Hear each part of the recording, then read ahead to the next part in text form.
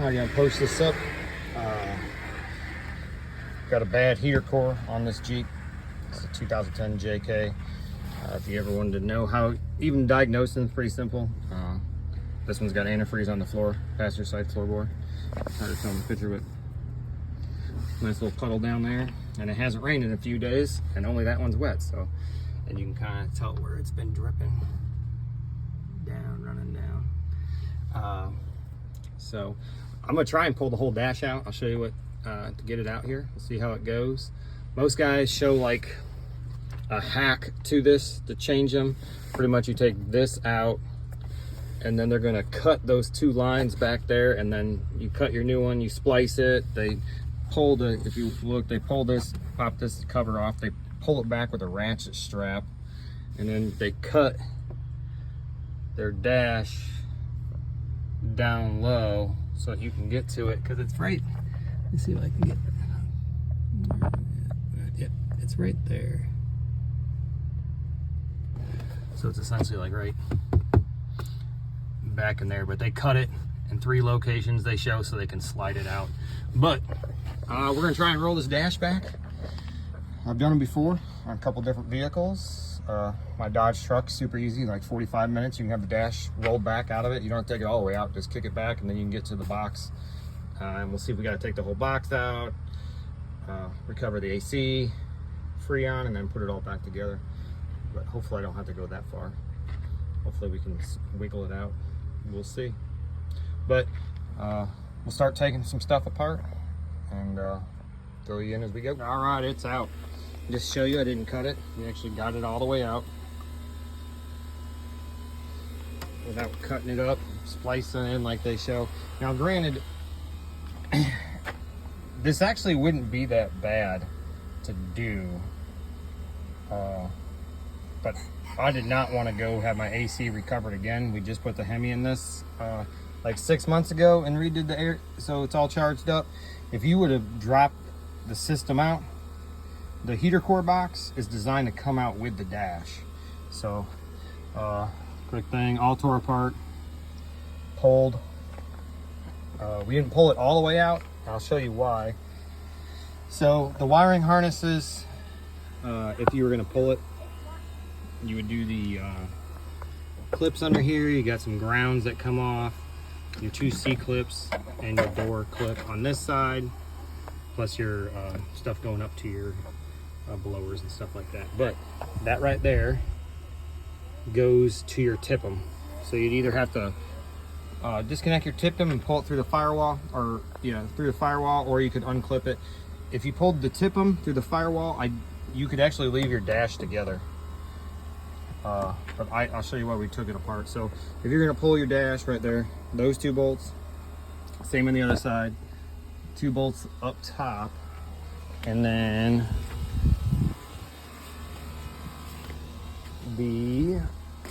there are 4 bolts over here. Let's see if I can see them. Okay. There's no one down there. One right there. And the last one you get to is right there. And that's because this dash actually goes around your brake pedal and such in there. So the pull it, you take those 4 out, disconnect your brake pedal from your master cylinder, pull your steering linkage free, take the 1, 2, 3, 4, 5 bolts, and then you would have to break your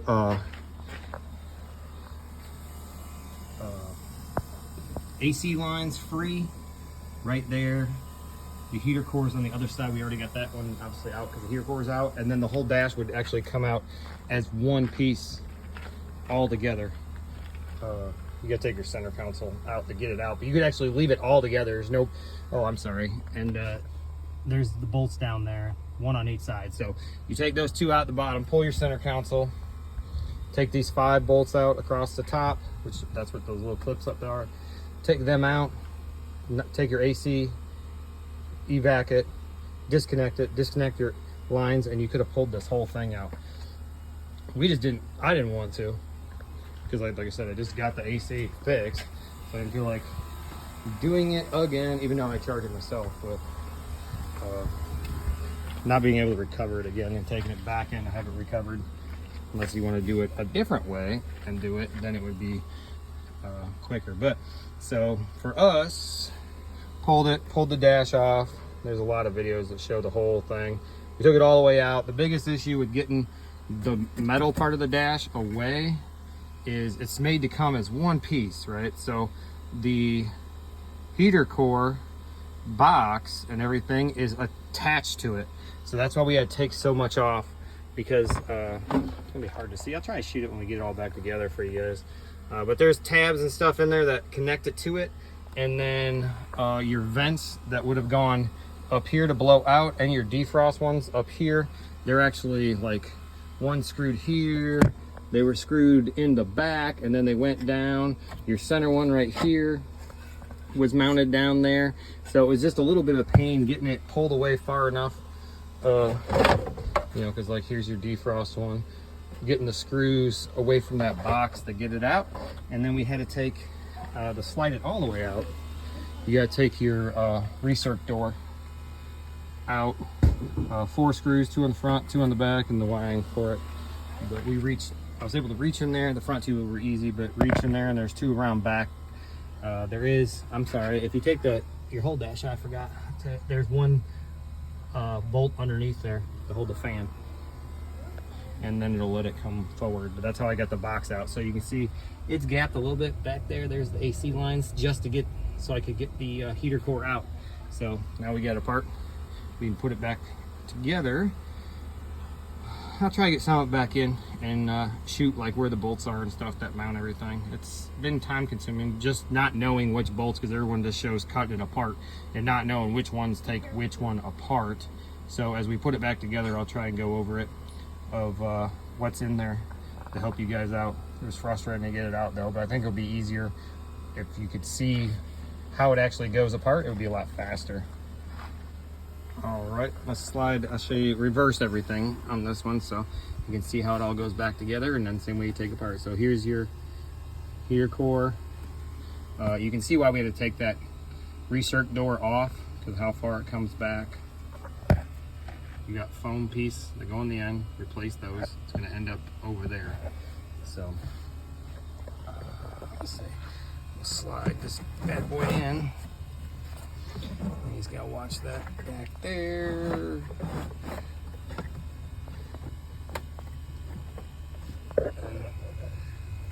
It goes together so nicely. And of course, this one doesn't fit just right, but to get it lined up, this is back there that holds these.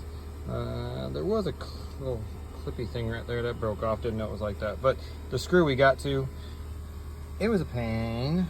We had to put, I don't have a magnetized swivel, so my son had to help me holding the ratchet, put a magnet on it, and attach the Phillips bit to get this down in there. Let me see if I can show you.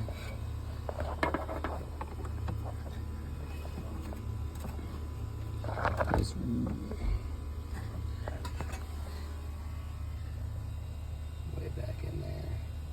I'll put it on there and then show you what it looks like. Here's where that clip goes, right back there. That's the screw you got to put in. What's up? Tough to get in there, but. Whew. Yep, really tough. All right, got the foam replaced on the recirc door. Just get house foam, stick it on there, take the old stuff off. Here's your 4 screws. So this will be the back. You got 2 screws that you got to reach behind you. This will be your front, one there, one there. And then you got the wiring harness to plug back in. And we'll just have to, it goes in there. Not easily though, but you get it down in there. You gotta snake it like through there. You need 2 hands to do it though, so I'll get in there and show you. All right, got that recirc door screwed back in with its 4 screws. Takes a little connector, plus a little push pin goes in there. Now the more difficult part is getting the defrost stuff and your top vents mounted as you install it, because you gotta remember this is designed to come off with this. So now we're trying to get it in far enough so we can put all the screws in and then slide it the rest of the way in here. I'll get some of it in and I'll show you where we're at on kind of how far it has to come out or in if you're pulling it or putting it in. We got pulled out. Put your defrost screws. Yeah, I know that one's a little ripped, but there's one there and there's one on the other side, but that's your only chance to get those in, because it's gonna get too tight in there. And then we'll start pushing the dash back in. We got the dash pushed back in. We can get to these top bolts up here. Yeah, I broke one off apparently. Milwaukee Impact's stronger than I thought, but you just gotta finagle it in. There's a fine balance. I'll show you. So we still got mount. That's what I was talking about, why they come together. We will get this for your window defrost thing. Oh, there we go. Wiggle that around, but get those mounted right there. Now, for your ones that run down, for these here, yeah, there's a screw. Where is it at? Right down there. You gotta put a screw in there. But there is another screw. Let's see if I can. It's like in line with these, but on the inside. Those are the pain in the ass ones you gotta put on as you're sliding the dash back in, so you can get it to sit. You'll see it. Yeah, they sit right in there, so we still gotta finesse them down in there, but that's where they sit and come out. The ones going to your corner vents right there. But so as you slide it back in, you got to put those in and then push it back. We already did the 4 for the around the brake booster, and so now it's, we got that one there goes down, and then that one that's right there, which is in, and start pushing this dash back together.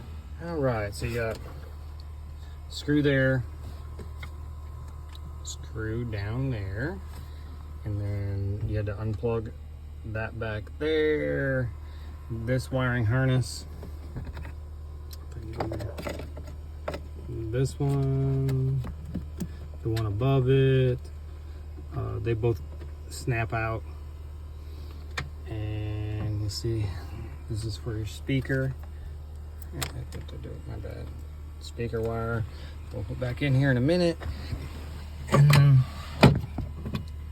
you had to disconnect your 2 grounds. Pop all that free, but now, like I said, we're putting it all back in. So,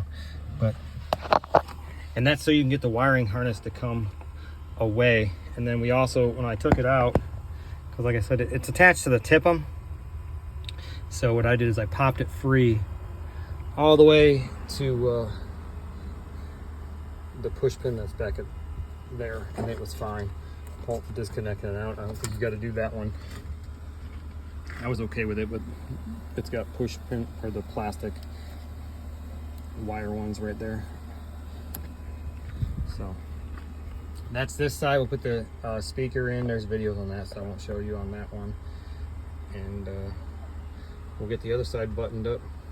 All right, dash is covers back in. I'll show you what. So there's behind each tweeter, if you have the infinity system, I don't know, there's a screw back there.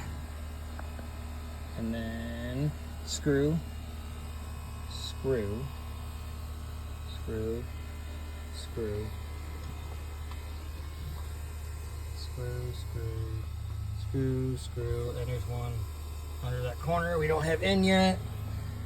That screw comes out, that screw comes out, that screw comes out, that screw comes out, this screw back in there comes out, that one comes out as well, that screw, those screws right there, that angle comes off, this angle comes off, that screw comes out, that screw comes out behind the tweeter, again, screw, screw, screw, screw, and you'll have a screw up under there.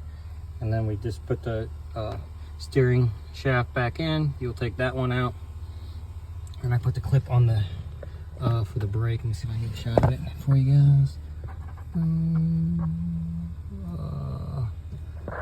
Bad. Yeah. that clip has to come off so you can free your brake pedal. So that's where we're at. We're going to put the instrument cluster back in, side panels back in. Again, depending, I mean, this one we got a whole switch bank up there, so more shit you got that you added on. Now you got to put it all back in. So, and then put the amp back in for the stereo, all that, button that up, center console, and we'll fire it up and bleed some antifreeze out of it. Gas is coming together. For your airbag on this system, it actually, if you tightened it down earlier like I did, you gotta loosen a little bit up because it has a fork that slides into your mount back there. And then right there, there's that nut, and there's the identical one right there. That's how your airbag is attached. It kind of just pops down inside there, but you gotta slide the back in and then fold it down in there. Just remember, I didn't mention that we disconnected the batteries, let them sit for like 15 minutes, and then it decharges the airbag system, and you're fine to disconnect it, take it off. It has 2 little tabs on each side. Take your airbag out. On this side, we're getting ready to mount the grab handle. That's pretty straightforward. You can just slide these pieces just slide out of it, and then there's 2 screws in there.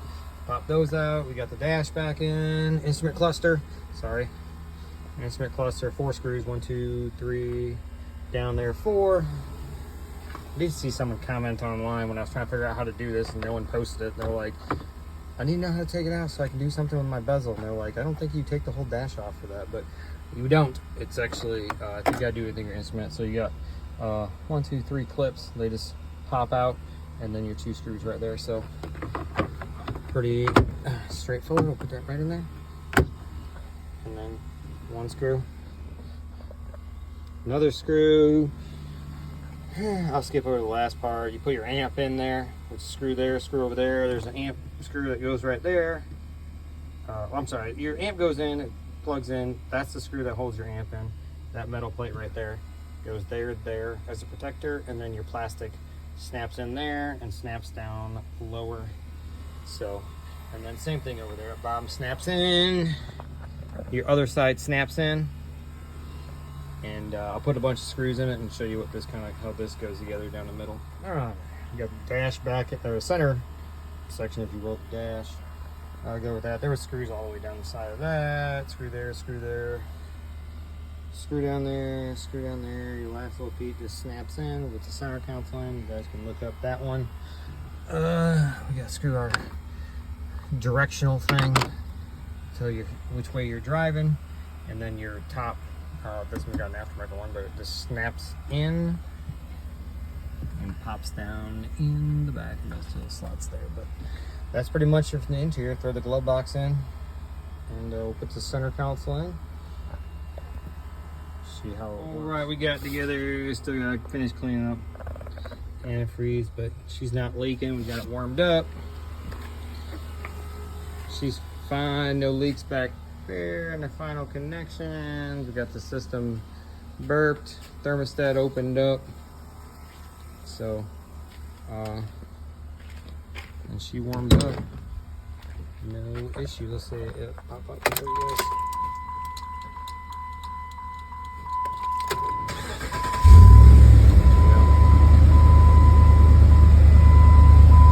Right in the middle where it's supposed to be. She's warmed up, burped, all fixed, and no hacking your heater core away. Took a little bit more, but at least you didn't have to hack the dash up. It's taking a while though, I'll be honest with you. So if you don't mind hacking your Jeep all up, go ahead and cut it up. It would save you a lot of time. If you got an AC recovery machine, I would say it would probably take the same amount of time. You knock what do you got, 12, 13, 14 screws. Knock your hoses off there, take your AC lines after you evac it, and then your whole dash comes right out. And but if you're like me and don't want to make it look all bad, you want to keep it factory so it looks professional, then yeah, it's going to take a while. But it went together good. Went together real fast once we now I knew which screws kind of put it in. We still were trying to struggling because it was, putting it back in, like, does this screw go there or that screw go there? But All in all, we got like quite a while. I won't say it's a full day. Call it a full day's worth of work, and plenty of beer to go along with it. But came out cleaner than hacking it apart. So that's what it is.